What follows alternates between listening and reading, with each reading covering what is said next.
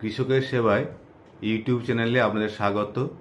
আজ আমরা আলোচনা করব সুসংহত উপায়ে পাটের রোগ এবং পোকার নিয়ন্ত্রণ পদ্ধতি, এবং এর মধ্যে প্রায় মোট ক্ষতি উৎপাদনে প্রায় 18% ব্যয় হয়ে যায়, এবং তার মধ্যে আগাছা থাকে 32%, রোগ 26%, পোকা 20%, ইঁদুর 8% এবং অন্যান্য ক্ষতি করছে প্রায় 14%।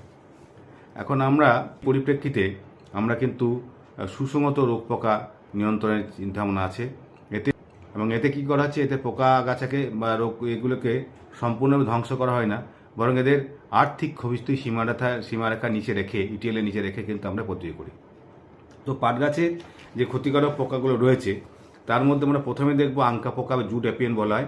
এই পোকাগুলি তিতা পাটে বেশি ক্ষতি করে, অনুকূল হয় মাঠে মিঠা পাটেও কিন্তু ক্ষতি করে, এবং চারা ওঠার সঙ্গে সঙ্গে এদের আক্রমণ শুরু হয়ে যায় এবং ফসল কাটার সময় পর্যন্ত এদের প্রাদুর্ভাব থাকে। স্ত্রী পোকা কাণ্ডের পাতার ঠিক নিচে ডিম পাড়ে এবং কাণ্ডে যে অংশে ছিদ্র করে সেই জায়গায় কালো গাঁট তৈরি করে এবং এতে তন্তুর গুণগত মান কমে যায়। এর প্রতিকার বলছে সুষম সার প্রয়োগ, পরিচ্ছন্ন চাষ এবং এন্ডোসালফান বা কার্বোসালফান জাতীয় 2.5 থেকে 3 ml ওষুধ প্রতিলা জলে মিশিয়ে প্রয়োগ করতে হবে। এরপর আমরা পাচ্ছি যে ঘোড়া পোকা বা আপনার ছটকা পোকা পাচ্ছি বর্ষার শুরুতেই। আমরা দেখেছি যে ঘোড়া পোকার আক্রমণ বেশি হয়, এবং এরা আপনার যেটা হচ্ছে যে সবুজ রঙের শুককিটগুলো গাছের ডগায় পাতা খেয়ে গাছে বৃদ্ধি ব্যাহত করে এবং বীজের খোসা এমনকি কাণ্ড উপর অংশ খেয়ে ফেলে। শুককিট প্রথম দিকে গাছের পাতার নিচে থেকে কুড়ে কুড়ে খায় এবং 5 বার খোলস বদল করে, এবং 3 বার খোলস বদল করার পরে এরা কিন্তু আস্তে আস্তে পূর্ণাঙ্গ হয়, এবং এগুলো কন্ট্রোল করার জন্য কিন্তু এন্ডোসালফান বা কার্বোসালফান এগুলো দিতে হবে।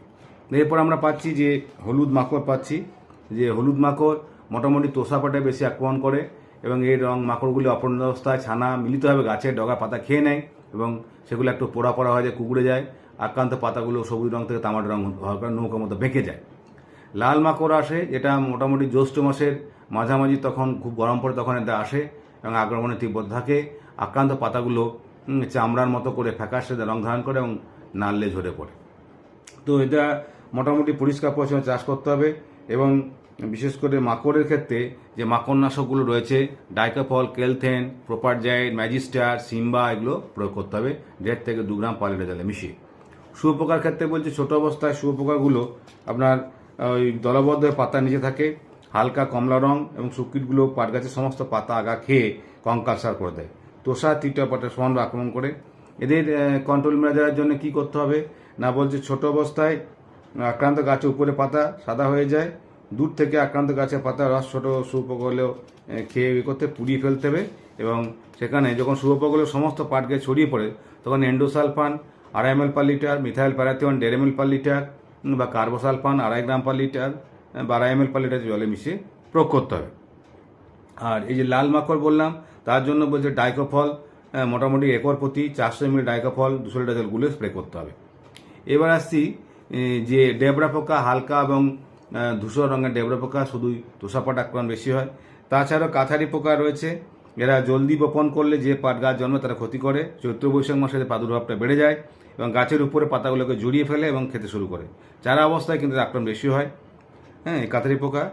আর এই ডেবরা পোকাটাও তাই।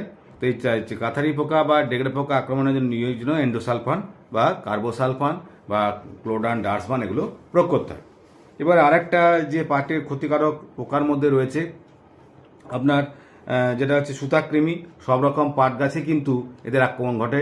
দোআঁশ মাটিতে আক্রমণ বেশি হয়, চারা গাছে আক্রমণ চোখে পড়ার মতো। বর্ষা শুরুর পরই শিকড়ে এদের আক্রমণ পরিণত করতে, আক্রান্ত গাছের শিকড় ফুলে যায় এবং আক্রান্ত ফলে মাটি থেকে সঠিক মাত্রায় জল বা খাদ্য গ্রহণ করতে পারে না, গাছ ঢলে পড়ে এবং রোগের বিস্তার করতে সাহায্য করে। সুতাকৃমি আক্রমণের সঙ্গে সঙ্গে গোড়া পচা রোগও কিন্তু মারাত্মকভাবে ছড়িয়ে পড়ে। এবার আসবো যে পাটের যে সমস্ত ক্ষতিকারক রোগগুলো রয়েছে তার মধ্যে রয়েছে ডাঁটা পচা রোগ বা গোড়া পচা রোগ রয়েছে। সাধারণভাবে এটা ছত্রাক পাটের চারা থেকে বীজ পর্যন্ত যে কোনো অবস্থায় গাছের যে কোনো অংশকে আক্রমণ করতে পারে, এবং চারা ধসা রোগ, ড্যাম্পিং অফ, চারা পচন, গলা, কলার রড এগুলো শেকড় পচা প্রভৃতি লক্ষণ সৃষ্টি করে। এমনকি বীজ তৈরির সময় এই ছত্রাক বীজের মধ্যে বসা বাঁধতে পারে এবং পরবর্তী বছরে রোগাক্রান্ত গাছে জন্ম দেয়। তো বীজ শোধন করতে হবে, এটা মেনলি কার্বনডাইজিম দিয়ে। মাটিতে জৈব সার বেশি করে দিতে হবে। এছাড়া যদি আর্থিক ক্ষতি সীমারেখা ক্ষতি ক্রস করে যায় তাহলে কপার অক্সিক্লোরাইড 4 গ্রাম করে, ম্যানকোজেব 2.5 থেকে 5 গ্রাম প্রতি লিটার জলে গুলে 10 দিন অন্তত স্প্রে করতে হবে। এবার দ্বিতীয় যেটা আসছে ঢলে পড়া বা উইল্ট আসছে, এটা মুখ্যত মিঠা পাটের জীবাণুঘটিত রোগ। একই জমিতে বছর পর বছর যদি পাট, আলু বা জাতীয় ফসল, বেগুন, টমেটো চাষ করা হয় তাহলে কিন্তু এই রোগগুলো আসে। এতে বলছে যে পাতাগুলো ঝরে পড়ে এবং উপরের দিকে পাতাগুলো ঝরতে থেকে 5টি ঢলে পড়ে, আক্রান্ত গাছে কাণ্ড থেকে কালো হয়ে যায় এবং তারপর বলছে সাদা সাদা ছত্রাক দেখা যায়, টুকরো করে পরিষ্কার জলে জলটা ঘোলাটে হয়ে যায়। তো এই ঢলে পড়া রোগটা বলছে বিষয়ন করতে হবে একই জমিতে আলু, পাট চাষ না করে শস্য পর্যায় অবলম্বন করতে হবে এবং কার্বনডাজিম দিয়ে বীজ শোধন করতে হয়।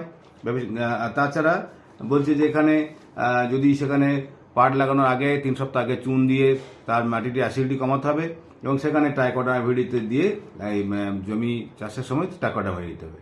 এবার একটা রয়েছে আপনার মরচে পড়া রোগ চলে এসছে। তো এটা প্রথমে পাতায় কাণ্ডে ছোটো ছোটো দাগ দেখা যায়, পরে দাগগুলোর মধ্যে অংশ হালকা ছাই রং ধারণ করে এবং আস্তে আস্তে গুণগত মান কমে যায়। অনেকগুলো ছোটো দাগ মিশে গিয়ে বড় ক্ষত সৃষ্টি করবে এবং আক্রমণ বেশি হলে গাছের মৃত্যু হয়। তো ওই ব্লাডটা চলে দিতে হয়। এবার আছে আমরা আসছি যে কালো দাগ বা ব্ল্যাক ব্যান্ড বলা হয়, ছত্রাকজনিত রোগ, ডাটা পচার মতো লক্ষণ।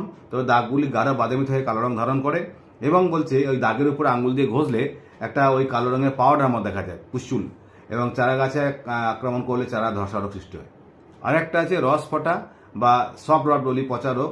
গাছের গোড়ায় হালকা বাদামি রঙের দাগ দেখা যায় এবং আপনার ওই সকালের দিকে ওই দাগগুলো তুলোর মতো ছত্রাক করা হয়, কয়েকদিন পর সরষে দানার মতো পুষ্চুল বেরিয়ে আসে, ক্লেরোসিয়া বলে, এবং সামান্য বাতাসেই গাছটি গোড়া থেকে ভেঙে পড়ে যায়, মরে যায়। এছাড়াও একটা রয়েছে মোজাইক রোগ রয়েছে, পাতা সবুজ হলুদ বা ছোপ ছোপ মোজাইক রোগের উপসর্গ দেখা দেয় এবং এইটি ভাইরাস ঘটিত রোগ। বেমিশিয়ান এক ধরনের সাদা মাছি এই রোগ সাহায্য করে। এটি প্রধানত তিতা পাটের রোগ এবং আক্রমণ বেশি হলে কিন্তু ফলন কমে যায়। তো এইগুলো হলো আপনার পোকা। এবার পাট গাছে যে আগাছা রয়েছে, তো সেই আগাছাগুলোকে আমরা কয়েকটা ভাগে ভাগ করেছি, যে মোটামুটি 70% ক্ষতি করতে পারে এবং আগাছা দমনের জন্য পাট গাছের মোট খরচ 40% চলে যায়। সরু পাতা আগাছা রয়েছে, তার মধ্যে 92-93%, যেমন শ্যামা ঘাস, ডিজিটেরিয়া, দুর্বা ঘাস, তারপরে আপনার উলু ঘাস, সিটেরিয়া, দিনেরা, এগুলো রয়েছে। মোথা জাতীয় আগাছা রয়েছে, তার মধ্যে রয়েছে মোথা গাছ 6% কিন্তু ভয়ঙ্কর, পাট খেতে পারে 70-80% সরু পাতা ঘাস, এবং এরা বলছে এটা দমন করতে পারলে আগাছা অনেকটা হয়ে যায়।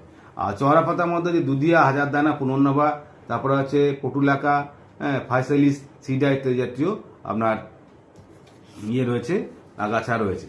তো এবার হচ্ছে সহনশীল সুসংহত প্রতিরোধ ব্যবস্থা আমাদেরকে গড়ে তুলতে হবে। তার জন্য বলছে যে চাষে অর্থনৈতিক সাশ্রয় ও পরিবেশ সুরক্ষার কথা মাথায় রেখেই কিন্তু প্রতিরোধ করতে হবে। প্রথমে হচ্ছে সহনশীল জাতের আমরা চাষ করব প্রথমত। দ্বিতীয় বলছে বীজ শোধনের জন্য কার্বনডাজিম প্রতি কেজি বীজে বা সাহায্যকারী জীবাণুর দ্বারা ট্রাইকোডার্মা দ্বারা বীজ শোধন করবো। সুষম সার প্রয়োগ করব। আমরা নাইট্রোজেন, ফসফরাস, পটাশ 60-30 একর প্রতি দেবো, হেক্টর প্রতি দেবো, 60-30-30। পরিষ্কার পরিচ্ছন্ন চাষ পদ্ধতি সময় মতো আগাছা দমন করতে হবে, এবং প্রয়োজন মতো গাছ রেখে বাকিগুলো তুলে ফেলতে হবে। আর চারা অবস্থায় ভালোভাবে আগাছা দমন করতে হয়। প্রচলিত পদ্ধতি হাত নিড়ানি আমরা খুবই ব্যয় সাপেক্ষ। মিশ্র চাষ, পাট বোনার সময় একসঙ্গে লাল জাত, জবা কুসুম বা গ্রীষ্মের মূলো, যদি একর প্রতি যদি আমরা জবা কুসুম জাতটা 2 কেজি আর 6 কেজি লাগাই, তাহলে শাক ও পাটের মাঝখানে 50% দমন সম্ভব হয়ে যাবে। এবং প্রথম 21 দিনের নিড়ানির সময় একর প্রতি 15 থেকে 20 কুইন্টাল লাল শাক, 1 মাসে 5 থেকে 6 কুইন্টাল মূল্য বিক্রি করে এক্সট্রা কিন্তু চাষিরা ইনকাম করতে পারবেন। এবং রাসায়নিক পদ্ধতি যদি ফলো করতে হয় তাহলে আমরা কি করব না, কুইজেলা ফব ইথাইল বা টার্গা সুপার রয়েছে, যেগুলো 1.5 ml থেকে 2 ml প্রতি লিটার জলে মিশিয়ে আমরা কিন্তু প্রয়োগ করব। এছাড়াও বলছে যে আপনার 7 থেকে 11 দিনের মধ্যে সম্পূর্ণ মরে যায়। মুথা, চওড়া পাতা গাছের জন্য একটা নির্ণয় নিতে হবে, বা টার্গা সুপারের সঙ্গে ধানবীজ স্প্রে করলে ভালো ফল পাওয়া যায়। এবার যে খড় চাপানো মালচিং করে দিতে পারি, যে পাট লাগানোর পর যদি একর প্রতি 40 কুইন্টাল করে খড় পাট বোনার সঙ্গে সঙ্গে সারি ঢেকে দেওয়া হয়, তাহলে ফাঁকা রেখে তাহলে ফাঁকা জায়গায় চারা বেরোবে এবং প্রথমে ওই এগুলোতে আপনার কিন্তু মরে যাবে, ঘাসগুলো জমাতে পারবে না। যদি চারায় ধসা রোগ দেখা যায় তাহলে প্রতি লিটারে 2 গ্রাম করে কার্বনডাজিম বা ম্যানকোজেব বা কপার অক্সিক্লোরাইড এই জাতীয়, এবং আক্রমণ 2% তার বেশি হলে ওষুধ ছাড়তে হবে। কোনো পোকার আক্রমণ 10% বেশি হলে সেখানে নিম তেল দিতে হবে। শুয়োপোকা প্রথম জলবদ্ধ থাকা পাতাগুলো তুলে কেরোসিন জলে ডুবিয়ে ফেলে মরে যায়। জ্যৈষ্ঠের শেষ থেকে আষাঢ় মাসের সপ্তাহে জমির পাশে যদি ফিঙে, বুলবুল, বক্স শালিক এই পাখিগুলো বসার জায়গা করে দেওয়া হয়, তাহলে ডেবরা পোকা, শুয়োপোকা কন্ট্রোল করা হয়। 50 থেকে 7 দিনের সময় লক্ষ্য রাখতে হবে গাছের রোগ পোকার আক্রমণের মাত্রা কীরকম। যদি দেখা যায় 10% তার বেশি হয় তাহলে সেক্ষেত্রে এন্ডোসালফান, পোকার ক্ষেত্রে নিম তেল এগুলো দিতে হবে। আর কপার অক্সিক্লোরাইড, রোগের ক্ষেত্রে কার্বনজিম, কপার অক্সিক্লোরাইড এগুলো দিতে হবে। 100 থেকে 100 দিনের সময় পাট কাটা হলে গাছের গোড়াগুলো সরিয়ে ফেলতে হবে। সঠিক শস্য পর্যায়ে যেমন পাট, ধান, গম, পাট, ধান, সর্ষে এই সূতকৃমি এবং অন্যান্য রোগ দমনে সহায়তা করে। রাসায়নিক কীটনাশক ছাড়াও আমরা সমস্ত জৈব কীটনাশক যেমন ট্রাইকোডার্মা ভিরিডি, বিভোরিয়া, ব্যাসিয়ানা, পেক্সিলেমাসিস এগুলো ব্যবহার করতে হবে। চাষিবাদে মাঝে মধ্যে ক্ষেত পরিদর্শন করতে হবে যাতে পোকামাকড় রোগের আক্রমণের মাত্রা বোঝা যায়, আক্রান্ত হয় পরে তা আক্রমণ থেকে এগোয়। অর্থাৎ সুসংহত রোগ পোকার যে মেইন উদ্দেশ্য হচ্ছে যখন আর্থিক ক্ষতি সীমারেখা ক্রস করে যাবে তখনই কিন্তু আমরা রাসায়নিক রোগনাশক, কীটনাশক, আগাছানাশক দেবো, তার আগে নয়। এই চ্যানেলটিকে সাবস্ক্রাইব করুন, আরও বেশি লাইক শেয়ার করুন এবং আপনাদের মূল্যবান সাজেশন পাঠান। ধন্যবাদ।